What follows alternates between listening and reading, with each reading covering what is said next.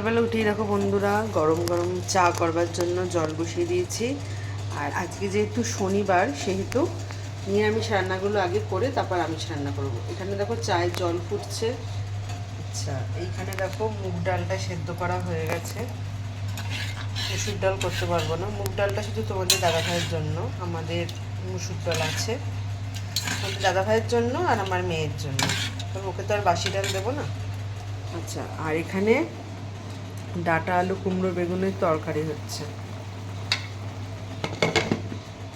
আর আগে চা পাতাটা দিয়ে নিই, চা ফুটে গেছে।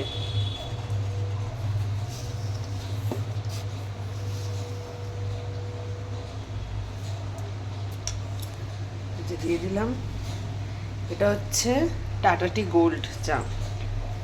এটা লিকারও খাওয়া যায়, এটা আবার দুধ চাও খাওয়া যায়।